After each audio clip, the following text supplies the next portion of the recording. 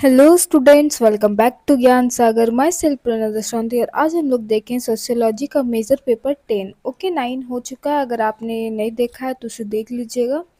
Passing marks कितना है? 40 and full marks 100 है। ओके, और हमारा पेपर टाइटल क्या है? Family marriage and kinship. Family marriage का मतलब तो आप समझते हैं। किनशिप में भी आपके लिए न्यू वर्ड होगा, तो इसका मतलब क्या होता है? नातेदारी, रिश्तेदारी। ठीक है, ब्लड रिलेशन प्राइमरी जो होता है। चलिए, और कैसे? तो बाय अडॉप्शन, एफिनिटी मतलब मैरिज, ठीक है, या फिर ब्लड। चलिए स्टार्ट करते हैं। और हैप्पी दशहरा आप सबको। और आज गांधी जयंती के साथ और एक कुछ है, तो आप बताइएगा कि क्या है इंटरनेशनल लेवल पे। ओके, चलिए आपका यूनिट टोटल कितने में डिवाइडेड है? 5 पार्ट्स में डिवाइडेड है। यूनिट 1 में क्या है? फैमिली, परिवार। परिवार का कंसेप्ट पढ़ेंगे, फीचर पढ़ेंगे, फंक्शन पढ़ेंगे, टाइप्स पढ़ेंगे और चेंज पढ़ेंगे। ठीक है, उसके बाद क्या पढ़ना है? जॉइंट फैमिली का कंसेप्ट पढ़ना है, कैरेक्टरिस्टिक्स पढ़ना है, मीनिंग समझना है। ठीक है, जॉइंट फैमिली, न्यूक्लियर फैमिली। ठीक है, चलिए स्टार्ट करते हैं। उसके बाद यूनिट 2 में है कि मैरिज। ओके, विवाह। इसका भी कंसेप्ट पढ़ेंगे, types, change, its factor, rule of marriage, क्या रूल रेगुलेशन है, marriage transaction and dowry, bride price. ठीक है, इसमें दहेज प्रथा का भी थोड़ा हम लोग देखेंगे। चलिए यूनिट 3 में क्या पढ़ना है? किनशिप। मीनिंग क्या होता है, इसके टाइप्स क्या है, इसके यूजेज क्या है। ठीक है, यूनिट 4 में क्या है? अप्रोचेज। अप्रोचेज में क्या पढ़ेंगे? अल्फ्रेड रेडक्लिफ ब्राउन का। उसके बाद Claude Levi Strauss. Okay, unit 5 में क्या है हमारा? Kinship origination in India, sorry, organisation in India. Okay, चलिए तो स्टार्ट करते हैं। हमेशा की तरह क्या है, पहले कुछ ऑब्जेक्टिव है, देन क्या है, लॉन्ग आंसर क्वेश्चन है। ओके, चलिए तो स्टार्ट करते हैं। पहला ऑब्जेक्टिव क्या है हमारा भाई? देखिए, फैमिली का मुख्य कार्य कौन सा है? What is the primary function of family? मतलब यहाँ पे हम लोग फंक्शन देख रहे हैं। अब यहाँ पे एमसीक्यू है, तो अब जब फंक्शन पूछेगा तो आप इसको याद रखिएगा, तो वहाँ पे भी लिख सकते हैं। ऐसे लिंक करके पढ़ना चाहिए। ठीक है, चलिए तो क्या होता है? उत्पादन, प्रोडक्शन होता है। फैमिली का मतलब नहीं, हम लोग बिजनेस करते हैं क्या? नहीं करते हैं। सोशलाइजेशन, थोड़ा ठीक लग रहा है। उसके बाद शासन, शासन भी नहीं करते हैं, ना ही राजनीति खेलते हैं, तो मतलब हमारा क्या होगा? सोशलाइजेशन, समाजीकरण। ओके, चलिए क्वेश्चन नंबर 2, विवाह का मुख्य उद्देश्य क्या है? What is the main purpose of the marriage? तो आर्थिक लाभ, क्या दहेज से हमारा आर्थिक लाभ होगा इसके लिए, या फिर यौन संबंध, या फिर उत्तराधिकारी? ये भी नहीं होगा। क्या होगा? सामाजिक साम्यता, मान्यता। Okay, social recognition. चलिए, विवाह का मुख्य उद्देश्य यौन व पारिवारिक संबंधों को सामाजिक मान्यता देना है। ठीक है, ये इसी का है, बता रहा हूँ। चलिए unit question number 3, joint family, संयुक्त परिवार का प्रमुख लक्षण कौन सा है? क्या है भाई मेन फीचर? देखिए ऑप्शंस क्या है? स्वतंत्रता है, सामूहिक उत्तरदायित्व है, या फिर आर्थिक असमानता है, या फिर व्यक्तिगत निर्णय है। अब जॉइंट फैमिली है तो व्यक्तिगत निर्णय तो लिया ही नहीं जाएगा। ठीक है, उसके बाद इकोनॉमिक इनइक्वालिटी का यहाँ पे कोई बात ही नहीं है। इंडिपेंडेंस तो और नहीं, वहाँ पे और क्या होता है? डिपेंडेंसी होता है ना। तो इसमें क्या होगा? कलेक्टिव रिस्पॉन्सिबिलिटी, सामूहिक उत्तरदायित्व, सबका इक्वल रिस्पॉन्सिबिलिटी होता है कि नहीं? कोई एक आदमी से घर चलता है? नहीं चलता है। चलिए, घर, हाँ, निर्णय कोई एक आदमी ले तो ही अच्छा है, लेकिन जब घर चलाना रहता है तो सब चलाते हैं कि नहीं। चलिए क्वेश्चन नंबर 4, दहेज प्रथा विवाह लेन देन का कौन सा रूप है? तो कौन सा रूप है? तो ब्राइड प्राइस, हम लोग क्या दुल्हन का पैसा ये करते हैं? नहीं। एक्सचेंज मैरिज, ये भी नहीं करते हैं। और ये सॉरेट, ये भी नहीं। क्या हो जाएगा? डाउरी। ओके, दहेज प्रथा विवाह लेन देन का एक रूप है जिसमें कन्या पक्ष वर पक्ष को धन संपत्ति देता है। सबको पता है हम लोग को। आप लोगों को क्या लगता है, सही है कि गलत है? थोड़ा कमेंट में बताइएगा। क्लाउडी लेवी स्ट्रॉस किस विषय से जुड़े हैं? तो किस विषय से जुड़े हैं भाई? तो संचारवाद से, संरचनावाद से, या फिर व्यवहारवाद या कार्यात्मकवाद से, या फिर आलोचनात्मक सिद्धांत। तो इनका क्या है? संरचनावाद। ठीक है, स्ट्रक्चरलिज्म। विवाह का कौन सा प्रकार भारतीय समाज में सर्वाधिक प्रचलित है? Which type of marriage is the most common in Indian society? तो एक पत्नी, बहुपत्नी, या बहुपति, या समूह विवाह। तो हमारा क्या है भाई? मोनोगामी, एक पत्नी प्रथा। ठीक है, और सबसे बेस्ट है ये। कुटुंब का अर्थ क्या होता है? The term kinship refers to. तो रक्त संबंध, राजनीतिक संबंध, आर्थिक या व्यापारिक। ये इसमें से कुछ नहीं होगा। क्या होगा हमारा? Blood relation. अब देखिए, एक मान लीजिए प्राइमरी क्या होता है? प्राइमरी स्टेज, मान लीजिए आप लोग में से किसी का नाम सूरज है, ठीक है? तो उसका माता है, उसका पिता है, पुत्री है, पुत्र है, उसके बाद क्या होगा? भाई होगा, बहन होगा। तो ये सब क्या है? प्राइमरी है। और ये सबसे क्या है? उसका ब्लड रिलेशन है। एक पत्नी होती है जो कि क्या होगा? वो रक्त संबंध नहीं होगी, क्योंकि वो मैरिज करके उसको लाया होगा, है कि नहीं? बाद में चल के मान लीजिए वो अडॉप्ट कर लेता है बच्चा, तो इसमें भी होगा। ये इसका किसी एक व्यक्ति का इतना प्राइमरी रिश्तेदार होता है, उसके बाद दुनियादारी तो है ही। ठीक है। रेडक्लिफ ब्राउन ने किस दृष्टिकोण को अपनाया? तो किस दृष्टिकोण को अपनाया?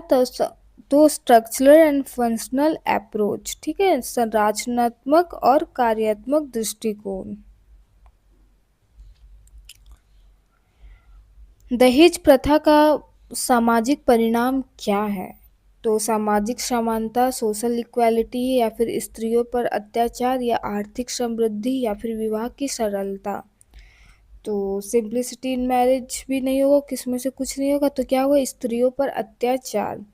और उससे भी ज़्यादा क्या होता है? उसके माँ बाप को सहना पड़ता है। मतलब एक परिवार से, एक लड़की से कितने लोग जुड़े होते हैं, सबका ही स्थिति खराब हो जाता है ना। चलिए, आप लोग अगर अच्छे से पढ़ लिख लीजिएगा, बड़ा आदमी बन जाइएगा, तो आप लोग भी बोलिएगा हम भी दहेज लेंगे। जब बेरोजगार रहता है ना, तब सब दहेज प्रथा के खिलाफ रहता है, बट जैसे ही रोजगार हो जाता है तो फिर उन्हें अच्छा नहीं लगता है। चलिए,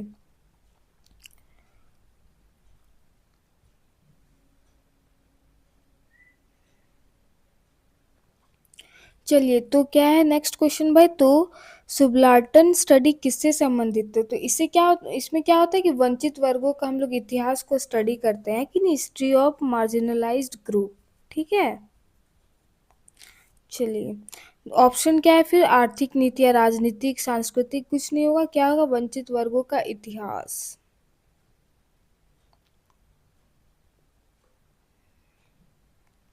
चलिए, अब आगे हमारा ज्ञान सागर ऐप। इस ऐप के बारे में आपको बताते हैं, फिर भी आप क्या करते हैं? कमेंट में पूछते हैं कि पीडीएफ कहाँ मिलेगा। तो भाई कहाँ मिलेगा? तो ज्ञान सागर ऐप में मिलेगा। ये ऐप का आइकन है, ठीक है। प्ले स्टोर में भी मिल जाएगा लिंक आपका, ये वीडियो के डिस्क्रिप्शन में भी मिल जाएगा, कहीं पे भी मिल जाएगा, आप बस इंस्टॉल कर लीजिए इसे। चलिए, पहला क्वेश्चन क्या है भाई? Defined and explain the features of family. ये वेरी शॉर्ट क्वेश्चन है, ठीक है।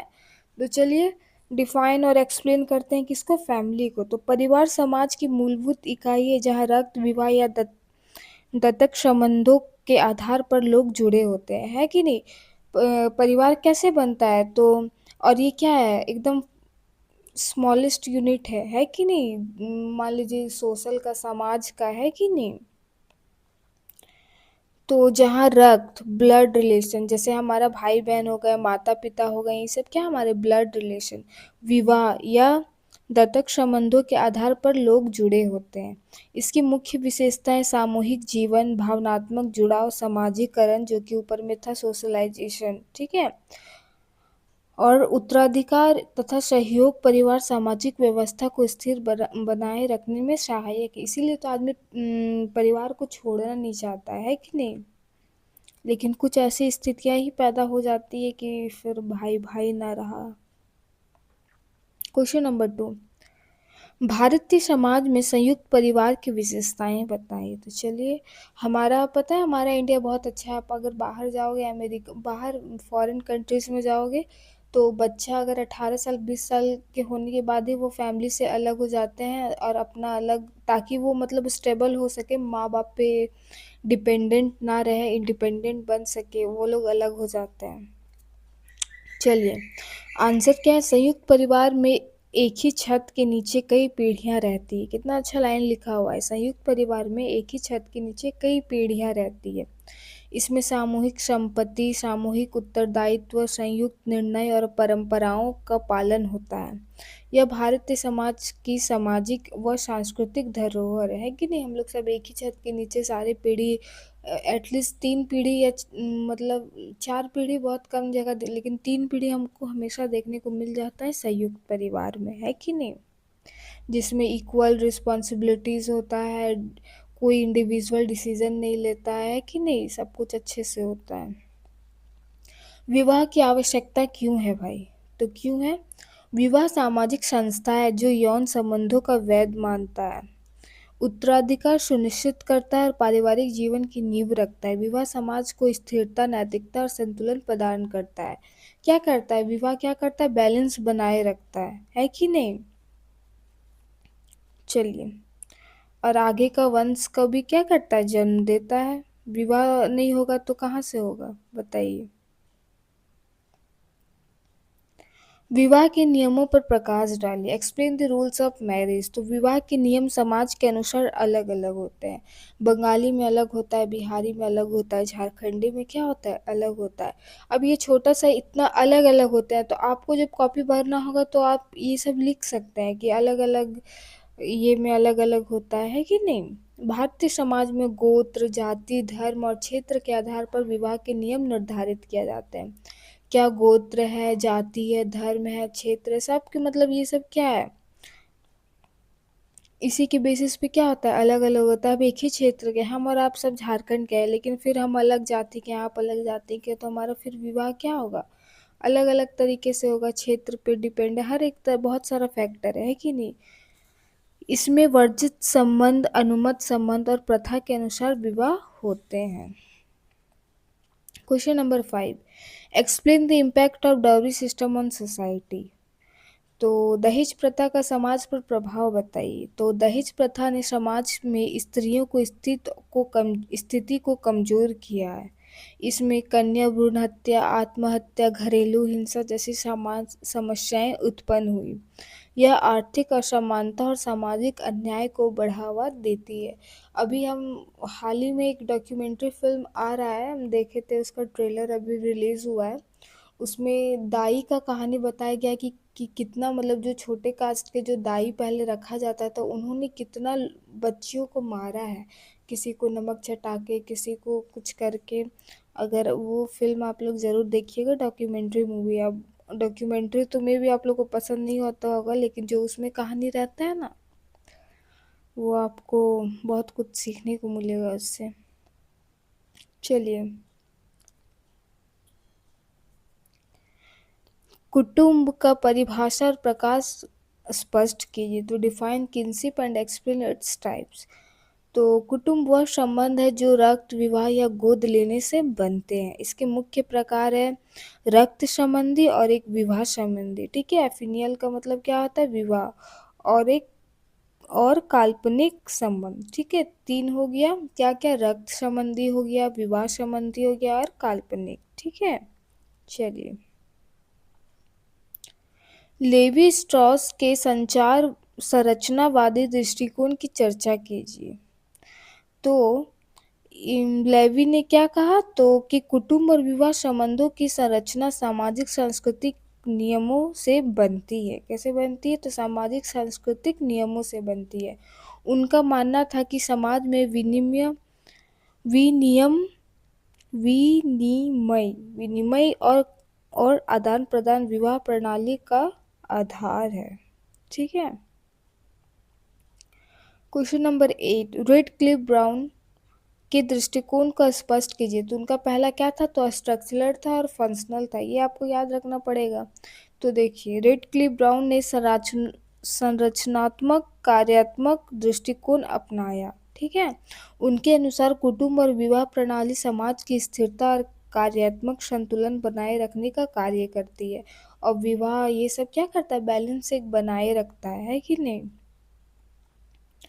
भारत में और देखते हैं हमारा हिंदू समाज में जो विवाह होता है, कितने लोगों को मतलब साक्षी, अग्नि को साक्षी मानता है, मतलब जल को मानता है। बहुत आप ऐसे कर नहीं सकते हैं, बाद में इतने मतलब देवी देवताओं को ये करके करा जाता है, छोटा मोटा चीज़ नहीं है कि नहीं। विवाह में भारत में विवाह के प्रकार बताइए। Explain the types of marriage in India. तो क्या होता है भाई, तो भारत में मुख्यतः एक पत्नी विवाह मोनोगामी चलता है कि नहीं। बहुपत्नी विवाह और बहुपति विवाह पाए जाते हैं। इसमें से एक पत्नी प्रथा आधुनिक समाज में सबसे अधिक प्रचलित है। क्वेश्चन नंबर 10, भारतीय समाज में कुटुंब संगठन की विशेषताएं लिखिए। Write the features of kinship organisation in Indian society. तो भारतीय समाज में कुटुंब संगठन क्षेत्रीय विविधताओं के अनुसार बदलता है। इसमें पितृत्वात्मक और मातृत्वात्मक दोनों प्रकार की व्यवस्थाएं मिलती है। उत्तर भारत में पितृसत्तात्मक और दक्षिण भारत में मातृसत्तात्मक कुटुंब व्यवस्था अधिक दिखाई देती है। चलिए, परिवार की अवधारणा, प्रकार और कार्यों को विस्तृत व्याख्या कीजिए। Explain the concept, types and function of family in detail. तो थोड़ा थोड़ा तो हम लोग फीचर समझ गए थे और टाइप्स भी, तो यहाँ पे और अच्छे से समझ लेते हैं। परिवार समाज की सबसे प्राचीन और अस्थायी संस्था है। यह वह इकाई है जहाँ व्यक्ति जन्म लेता है और जीवन के अंत तक उससे जुड़ा। देखिए यहाँ पे क्या होता है, जहाँ व्यक्ति जन्म लेता है जीवन के अंत तक उससे जुड़ा रहता है कि नहीं। अगर आदमी कहीं भी मृत्यु हो तो उसे क्या करता है कि नहीं भाई घर लेके आओ, ऐसा होता है कि नहीं। परिवार के बिना मानव समाज की कल्पना अधूरी है, क्योंकि यही वह स्थान है जहाँ व्यक्ति सामाजिकरण की प्रक्रिया से गुजरता है। घर में अपना नहीं समझेगा, घर को अपना नहीं समझेगा तो समाज में कहाँ ही वो किसका भला करेगा, बताइए। परिवार में सही से रहेगा तो सोशलाइजेशन भी उसका क्या होगा, सही से होगा। परिवार की अवधारणा क्या है भाई, तो समाज शास्त्रियों ने परिवार को अलग अलग ढंग से परिभाषित किया है। जैसे बहुत सारे जो होते हैं ना फिलोसोफर लोग, वो लोग क्या करते हैं, अलग अलग ये से एक ही डेफिनेशन को अलग अलग लोग अपने अपने हिसाब से देते हैं। ऐसे इसमें भी है, परिवार के बारे में भी है। तो मेक आइवर और पेज के अनुसार परिवार वह समूह है, वह ग्रुप है जहाँ यौन संबंध, आर्थिक सहयोग और भावनात्मक बंधनों पर आधारित होता है। सही बात है कि नहीं। देखिए उसके बाद क्या है, गिंडिंग्स के अनुसार परिवार एक सामाजिक और जैविक इकाई है जहाँ प्रजनन और पालन पोषण होता है, ये भी सही है। देखिए परिवार के प्रकार क्या होते हैं, तो संयुक्त परिवार, एकल परिवार और पितृत्वात्मक परिवार और मातृत्वात्मक परिवार। ठीक है, संयुक्त परिवार में क्या होता है, इसमें अनेक पीढ़ियां एक साथ रहती है, इसमें सामूहिक संपत्ति और उत्तरदायित्व होते हैं। और यहाँ पे क्या होता है, इक्वल रिस्पॉन्सिबिलिटीज होता है। ऊपर हम लोग फंक्शन बने थे ना। अब आप संयुक्त परिवार, इसके बारे में आप थोड़ा और बढ़ा चढ़ा के लिख सकते हैं जो भी आपको पता होगा, और ऐसा कोई नहीं होगा जिसे यहाँ पे परिवार के बारे में पता नहीं होगा और एक पेज दो पेज लिख नहीं सकता है। चलिए उसके बाद क्या है, एकल परिवार, पति पत्नी और उनके अविवाहित बच्चे। आधुनिक समाज में यह सबसे अधिक प्रचलित है, अभी यही सबसे ज़्यादा क्या है, प्रचलित है। और जब संयुक्त परिवार क्या था, पहले प्रचलित था। उसके बाद पितृत्वात्मक परिवार क्या होता है, वंश और उत्तराधिकारी पिता से चलता है। और मातृत्वात्मक में क्या होगा, वंश और उत्तराधिकार माता से चलता है। उसके बाद क्या है, परिवर्तित परिवार, नगरीकरण और औद्योगिकरण के प्रभाव से बने छोटे स्वतंत्र परिवार। तो 5 हो गए, क्या हो गए, संयुक्त हो गए, एकल हो गए और पितृत्वात्मक हो गए, मातृत्वात्मक हो गए और एक परिवर्तित परिवार। उसके बाद परिवार के कार्य देखिए क्या क्या है। जैविक कार्य प्रजनन और यौन संतुष्टि है। जीने के लिए चाहिए जो आर्थिक कार्य उत्पादन, उपभोग, संसाधनों का प्रबंधन। शैक्षिक कार्य बच्चों को मूल्य, परंपरा और सांस्कृतिक की शिक्षा। पहला बच्चों की विद्यालय कहाँ होता है? होम होता है, घर होता है। धार्मिक कार्य पूजा, संस्कार और धार्मिक परंपरा का निर्वाह। उसके बाद सामाजिक कार्य सामाजिक नियंत्रण और अनुशासन। सांस्कृतिक कार्य संस्कृति का संरक्षण और संवहन।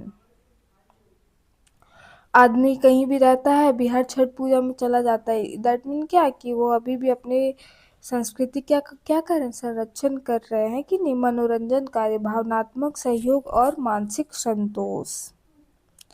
परिवार में परिवर्तन क्या है भाई? तो औद्योगिकरण और नगरीकरण, शिक्षा और महिलाओं की स्वतंत्रता के कारण संयुक्त परिवार टूट रहे हैं और एकल परिवारों की संख्या बढ़ रही है। थोड़ा सा वहीं से उसका पिता कुछ गवर्नमेंट पोस्ट उसको मिल गया और वहीं पे कुछ टाइम बाद उसका जब बच्चा बड़ा हो जाता है तो क्या बोलता है, अब यार हम बाहर जा रहे हैं, यहाँ बच्चा का अच्छा स्कूल नहीं है, पढ़ाई लिखाई नहीं होता है, यहाँ का माहौल सही नहीं है ना, लेके निकल जाते हैं। निष्कर्ष क्या है भाई? तो परिवार समाज की धुरी है। यह व्यक्ति को सुरक्षा, सहयोग और पहचान प्रदान करता है तथा समाज की स्थिरता और सांस्कृतिक निरंतरता को बनाए रखता है। चलिए दूसरा क्वेश्चन क्या है?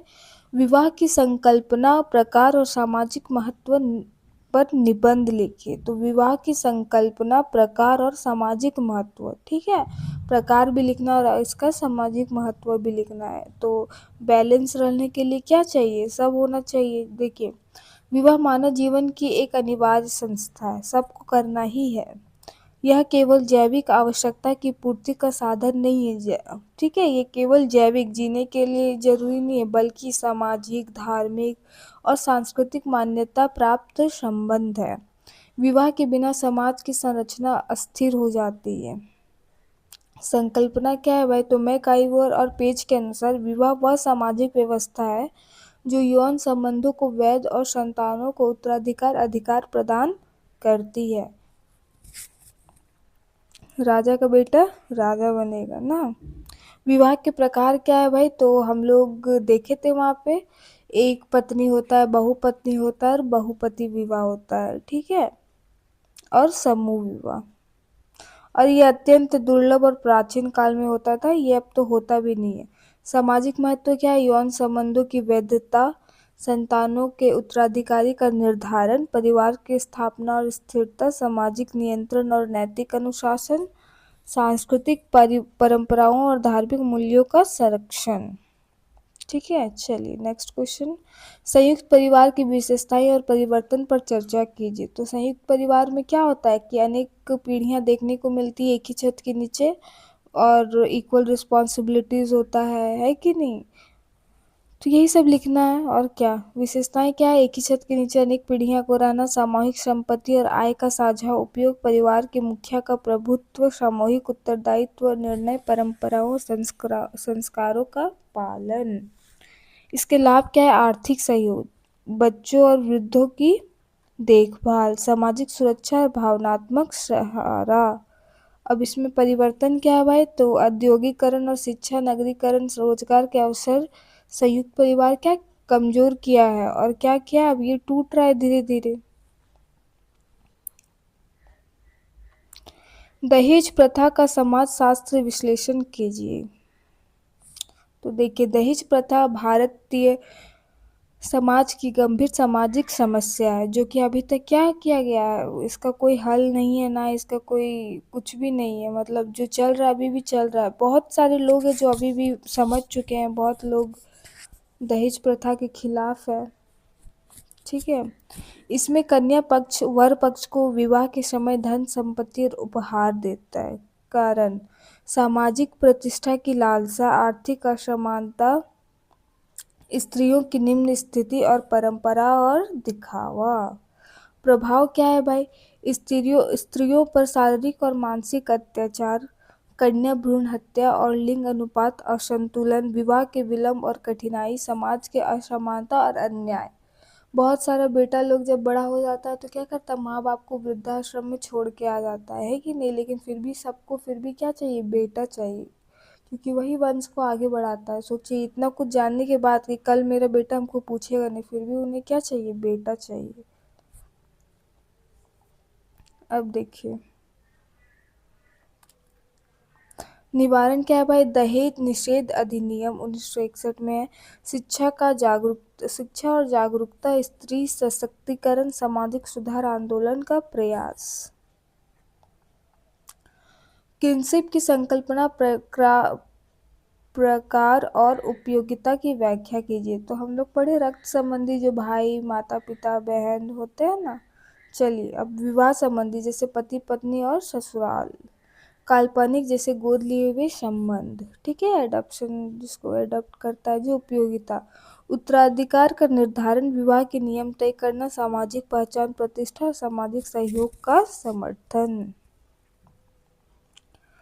लेवी स्ट्रॉस के संरचनावादी दृष्टिकोण का विश्लेषण कीजिए। चलिए लेवी स्ट्रॉस ने विवाह और कुटुंब को संरचनावादी दृष्टिकोण से समझाया है। कैसे समझाया है, तो इनके मुख्य विचार क्या थे, विवाह केवल व्यक्तिगत संबंध नहीं बल्कि सामाजिक संरचना है कि नहीं। आदान प्रदान, एक्सचेंज विवाह का नींव है। एलियंस थ्योरी के अनुसार विवाह विभिन्न समूह में संबंध और गठबंधन स्थापित करता है। इसके महत्व क्या है, तो लेवी ने दिखाया कि विवाह व्यवस्था समाज में संतुलन और एकता का कार्य करती है। रेडक्लिफ ब्राउन के संरचनात्मक कार्यात्मक दृष्टिकोण पर विस्तार कीजिए। तो चलिए मुख्य विचार इनके क्या है भाई, तो समाज जो संरचना है जो विभिन्न संस्थाओं से मिलकर बना है। प्रत्येक संस्था का कार्य समाज की स्थिरता बनाए रखना है। कुटुंब और विवाह सामाजिक संतुलन का आधार है। अनुप्रयोग क्या है, तो विवाह सामाजिक संबंधों का वैध बनाता है ना। कुटुंब उत्तराधिकारी और सामाजिक पहचान देता है। यह दोनों मिलकर समाज की निरंतरता और स्थिरता को सुनिश्चित करते हैं। उसके बाद भारतीय समाज में विवाह में आए परिवर्तनों का वर्णन कीजिए। तो क्या क्या परिवर्तन आए हैं भाई, तो भारतीय समाज में विवाह का स्वरूप सदियों से चलता आ रहा है। परंपरागत विवाह पद्धति जाति धर्म और गोत्र आधारित थी। परिवर्तन क्या हुआ है भाई, तो आजकल बहुत लव मैरिज देखने को मिलता है कि नहीं, भाग जाता है घर से।